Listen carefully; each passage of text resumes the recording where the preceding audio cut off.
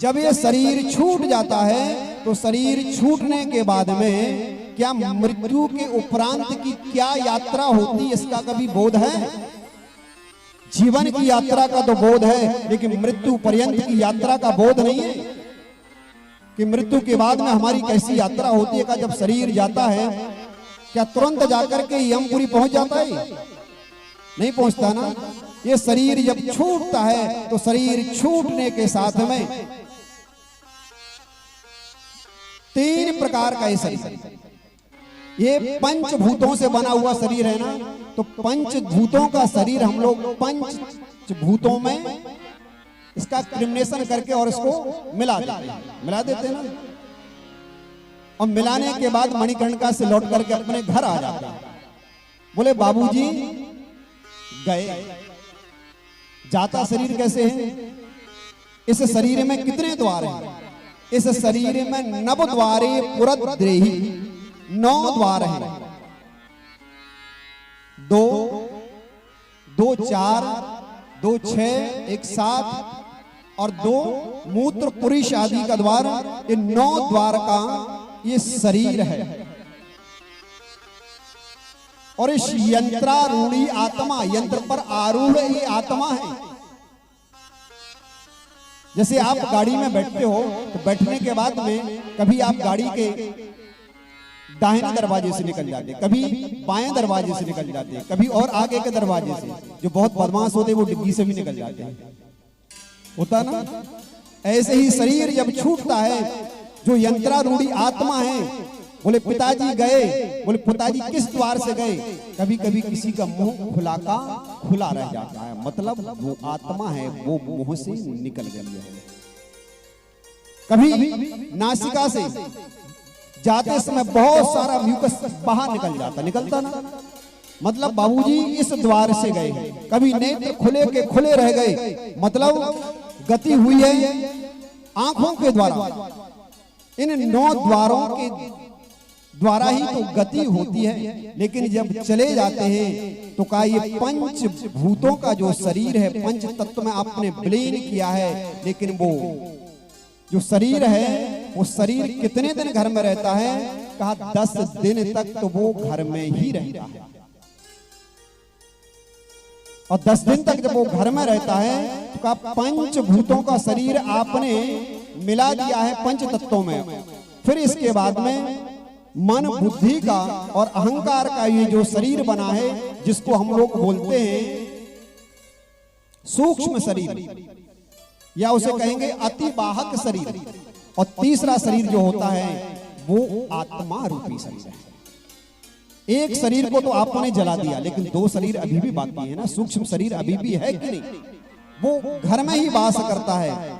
और घर में जो पुत्र होते हैं, जो पुम नाम के नरक से उद्धार करवाते हैं, वो अपने बाबूजी के प्रति, अपने माता के प्रति रोज रोज एक पिंड का दान करते हैं कि नहीं करते हैं?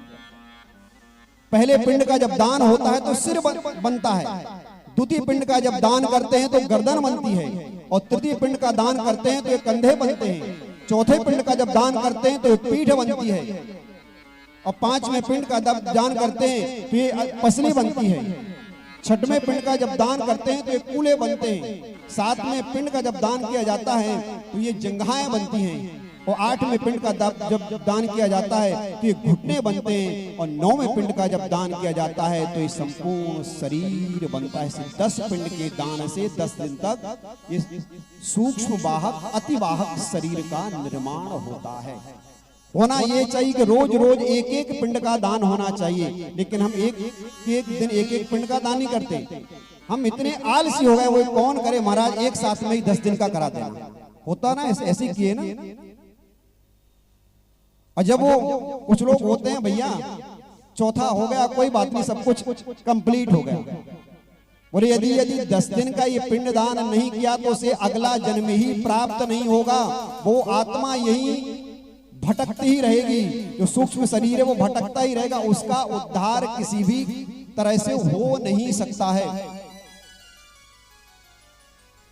10 दिन में आपने 10 पिंड दान किए हैं और 10वां हुआ है, घर की शुद्धि हुई है, फिर आपने ब्राह्मण आदियों को बुलाया है, बुलाकर के उन्हें प्रसाद ग्रहण कराया है। फिर आपने सुख सेज रखी ना, उस पे खाने पीने से संबंधित सारी सामग्री रखी है। और उस सामग्री को रखते हुए आपने ब्राह्मण देवता को टीका किया है, उस सामग्री के साथ में उनको विदा किया है। जिस समय उस ब्राह्मण को आप विदा कर रहे हो, समझो वह जो आत्मा है, सूक्ष्म शरीर है, उस दिन से उसकी यात्रा प्रारंभ होती है यमपुरी की। और यमपुरी की जब यात्रा होती है तो यमपुरी की दूरी जो है वो शास्त्रों ने कितने बतलाई है? बोले वो 86,000 योजन की दूरी बतलाई गई है।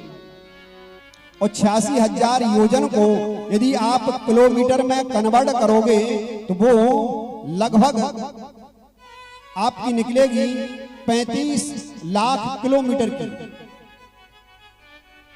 और 35 लाख किलोमीटर की यात्रा को प्राणी के लिए तय करना है।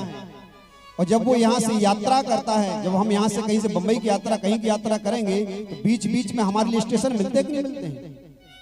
ऐसे ही जब हम यहाँ से यमपुरी की यात्रा मिलती है तो रास्ते में 16 स्टेशन मिलते हैं। यमपुर जहाँ एक बरगद का वृक्ष लगा हुआ है। हमारे यहाँ एक सूर्य तपता है, लेकिन उस यमपुर में 10 सूर्य तपते हैं। एक एक सूर्य वो 50-50 डिग्री के तापमान से तप रहा वहां पर।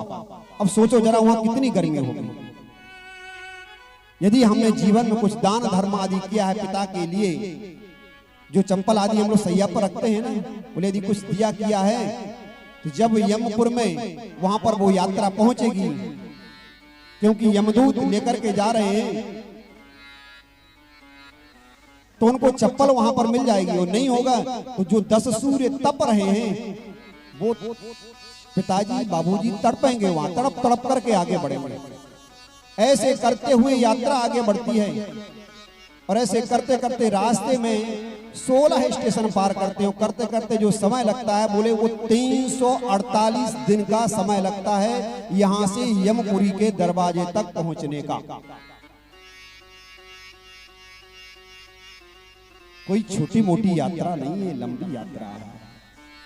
लेकिन सभी के लिए 348 दिन का समय नहीं लगता है।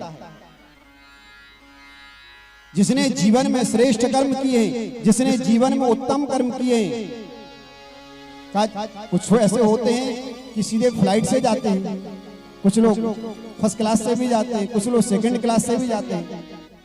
ये तो आपने संसार में कर्म करते हुए किस टिकट की व्यवस्था की है? सेकंड एसी की है कि एरोप्लेन की व्यवस्था की है कि फर्स्ट क्लास की है कि आप स्लीपर में जा रहे हो कि आप जनरल में जा रहे हो?